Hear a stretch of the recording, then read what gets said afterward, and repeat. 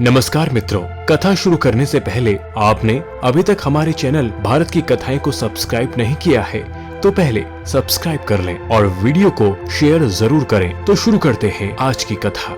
अर्जुन, युधिष्ठिर, दुर्योधन, भीष्म, कर्ण, पांचाली, महाभारत के इन सभी पात्रों को कितना महत्व दिया जाता है। कहीं भी कुछ अलग सा तथ्य हमें इनके बारे में पढ़ने को मिल जाए तो हम रोमांचित हो उठते हैं और खोजते हैं, तर्क देने लगते हैं। सही गलत होने का, पांडवों की पीड़ा का, कर्ण के अंतर्द्वंद का, गांधारी की बेबसी का, विभीषण के त्याग का। परंतु आज एक पात्र के बारे में सोचा तो मन अलग ही डगर पर जा निकला। वो पात्र था कुंती। कुंती के विषय में जब मैंने सोचा तो उसके त्याग, उसके समर्पण, उसकी सहन शक्ति, उसके प्रेम करने की क्षमता ने मुझे झकझोर के रख दिया। ऐसी एक सत्य कथा आज हम आपको सुनाने जा रहे हैं।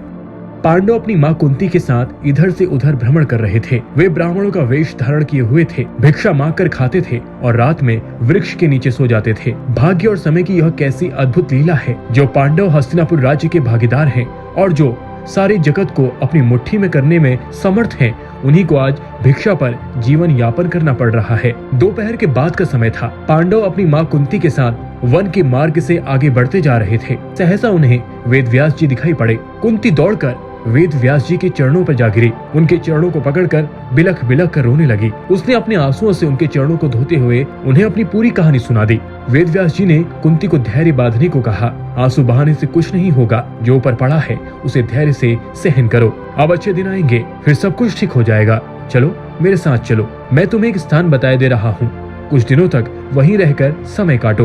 वेद व्यास जी पांडवों को एक नगर ले गए। उस नगर का नाम एक चक्रा था। आज के बिहार राज्य में शाहबाज जिले में आरा नामक एक बड़ा नगर है। महाभारत काल में आरा को एक चक्रा के नाम से पुकारा जाता था। उन दिनों एक चक्रा में केवल ब्राह्मण ही निवास करते थे। वेद व्यास जी पांडवों को एका चक्र में पहुंचाकर चले गए। पांडव एक ब्राह्मण के घर में निवास करने लगे। पांचों भाई प्रतिदिन भिक्षा मांगने के लिए जाया करते थे। भिक्षा में जो अन्न मिलता था उसी से अपने जीवन का निर्वाह करते थे। उन दिनों एका चक्र में एक राक्षस के द्वारा बड़े जोरों का आतंक फैला हुआ था। उस राक्षस का नाम बक था।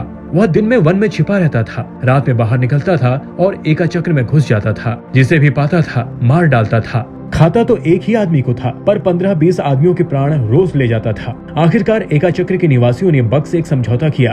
प्रतिदिन नगर का एक आदमी अपने आप बक के पास पहुंच जाएगा और बक उसे मारकर खा लिया करेगा। एक ही आदमी की जान जाएगी, व्यर्थ में मारे जाने वाले लोग बच जाएंगे। बक ने भी समझौते को स्वीकार कर लिया। उसे जब बैठे बिठाए ही भोजन मिल जाता था तो वह समझौते को स्वीकार न करता तो और क्या करता। उसे समझौते को स्वीकार करते हुए चेतावनी दे रखी थी कि अगर समझौते का उल्लंघन किया गया तो वह एका चक्र को उजाड़कर मिट्टी में मिला देगा। उसी दिन से क्रम से एक घर का एक आदमी बक के पास जाने लगा। बक उसे खाकर अपनी क्षुधांति को शांत करने लगा। संयोग की बात, एक दिन उस ब्राह्मण के घर की बारी आ गई, जिसके घर में पांडव अपनी माँ के साथ निवास कर रहे थे। दोपहर के पूर्व का समय था। कुंती अपने कमरे में बैठी हुई थी। उस दिन भीम किसी कारणवश भिक्षा मांगने नहीं गए थे। वह भी कमरे के भीतर कुंती के पास ही मौजूद थे। सहसा कुंती के कानों में किसी के रोने की आवाज आई। रोने और विलाप करने का वह स्वर उस ब्राह्मण के कमरे से आ रहा था, जिसके घर में वह रुकी हुई थी। जब कुंती ने विलाप का स्वर सुना तो वह ब्राह्मण के कमरे में जा पहुंची। उसने वहाँ जो कुछ देखा उससे वह सन्नाटे में आ गई। ब्राह्मण के कुटुंब में कुल 3 ही प्राणी थे, ब्राह्मण, ब्राह्मणी, उसका एक युवा पुत्र। तीनों बिलख बिलख रो रहे थे। हाय हाय, अब क्या होगा? अब तो सब कुछ मिट्टी में मिलकर रहेगा। कुंती ने तीनों को रोता हुआ देखकर ब्राह्मण से पूछा, आप तीनों इस प्रकार क्यों रो रहे हो? क्या मैं जान सकती हूँ कि किस कारण से आप तीनों इतने अत्यंत दुखी हैं? ब्राह्मण ने आंखों से आंसुओं की बूंद गिराते हुए उत्तर दिया, बहन तुम सुनकर क्या करोगी? हमारा कष्ट एक ऐसा कष्ट है जिसे कोई दूर नहीं कर सकता। कुंती ने सहानुभूति भरे स्वर में कहा, हम तो गरीब ब्राह्मण हैं। सच है, हम आपके कष्ट को दूर नहीं कर सकते, किंतु फिर भी सुनने में हर्ष क्या है? हो सकता है हम आपके कुछ काम आ जाएं। जब कुंती ने बहुत आग्रह किया तो ब्राह्मण ने बक राक्षस की पूरी कहानी उसे सुना दी। कहानी सुनाकर उसने सिसकते हुए कहा, बहन हम कुल 3 ही प्राणी हैं। यदि कोई एक राक्षस के पास जाता है तो वह उसे मारकर खा जाएगा, हमारा घर बर्बाद हो जाएगा। इसलिए हम सोचते हैं कि हम तीनों ही राक्षस के पास चले जाएंगे। हम इसलिए रो रहे हैं, आज हम तीनों के जीवन का अंत हो जाएगा। ब्राह्मण की करुण कथा सुनकर कुंती बड़ी दुखी हुई। वह मन ही मन कुछ क्षणों तक सोचती रही, फिर बोली, मैं एक बात कहती हूँ, उसे ध्यान से सुनिए। मेरे 5 पुत्र हैं। आज मैं अपने एक पुत्र को आपके कुटुंब की ओर से राक्षस के पास भेज दूंगी। यदि राक्षस मेरे पुत्र को खा जाएगा तो भी मेरे पास 4 पुत्र शेष रहेंगे। कुंती की बात सुनकर ब्राह्मण स्तब्ध हो गया। उसने परोपकार में धन देने वालों की कहानियां तो बहुत सुनी थी, पर एक पुत्र देने वाली बात आज उसने पहली बार सुनी। वह कुंती की ओर देखते हुए बोला, बहन, तुम तो कोई स्वर्ग की देवी ज्ञात होती हो। मुझे इस बात पर गर्व है कि तुम्हारी जैसी देवी मेरे घर में अतिथि के रूप में है। तुम मेरे लिए पूजनीय हो। मैं अपने अतिथि से प्रतिदान लूं, यह अधर्म मुझसे नहीं हो सकेगा। मैं मिट जाऊंगा, पर मैं अतिथि को कष्ट में नहीं पड़ने दूंगा। ब्राह्मण की बात सुनकर कुंती बोली, आपने हमें आश्रय देकर हम पर बड़ा उपकार किया है। आप हमारे उपकारी हैं। हमारा धर्म है कि आपको कष्ट में ना पड़ने दे। आप अपने धर्म का पालन तो करना चाहते हैं, पर हमें अपने धर्म का पालन से क्यों रोक रहे हैं? कुंती ने जब बहुत आग्रह किया तो ब्राह्मण ने उसकी बात मान ली।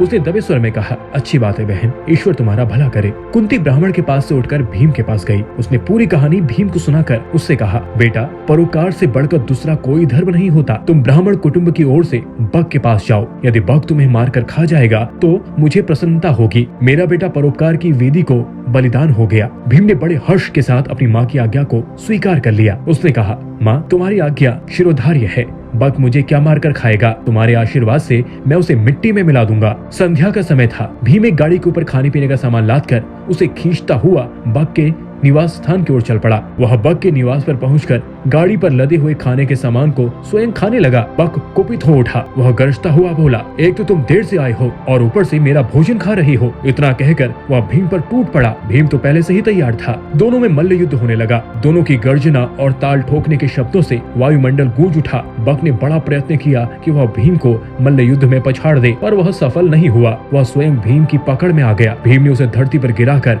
उसके गले को इतनी जोर से दबाया कि उसकी जीभ बाहर आ गई। वह प्राण शून्य हो गया। भीम ने उसे उठाकर नरक के फाटक के पास फेंक दिया। उधर संध्या समय चारों भाई भिक्षाटन से लौटे तो कुंती से सब कुछ सुनकर वे बड़े दुखी हुए। उन्होंने अपनी माँ से कहा, तुमने भीम को अकेले भेजकर अच्छा नहीं किया। हम भाइयों में वह ऐसा है जो संकट के समय काम आता है। कुंती ने अपने पुत्रों को समझाते हुए कहा, तुम चिंता क्यों करते हो? तुम देखोगे कि मेरा भीम बक को मिट्टी में मिलाकर आएगा। फिर चारों भाई भीम का पता लगाने के लिए चल पड़े। वे अभी कुछ दूर ही चले गए थे कि भीम अपनी मस्ती में झूमता हुआ आता दिखाई पड़ा। चारों भाई दौड़कर भीम से लिपट गए। भीम ने उन्हें बताया कि उसने किस तरह अत्याचारी बक को नर्क में पहुंचा दिया है। भीम ने घर पहुंचकर अपनी माँ के चरण स्पर्श किए। उसने कहा, माँ, तुम्हारे आशीर्वाद से मैंने बक का संहार कर दिया है। अब एका चक्र के निवासी सदा सदा के लिए भय मुक्त हो जाएंगे। कुंती ने भीम का मुख चूमते हुए कहा, बेटा भीम, मुझे तुमसे यही आशा थी। मैंने इसलिए तो तुम्हें बक के पास भेजा था। प्रभात होने पर एका चक्र निवासियों ने नगर के फाटक पर बक के मृत्यु अवस्था पर पड़ा हुआ देखा। उन्हें जहाँ प्रसन्नता हुई वहाँ आश्चर्य भी हुआ। बक का वध किसने किया? क्या ब्राह्मण ने? एका चक्र के निवासी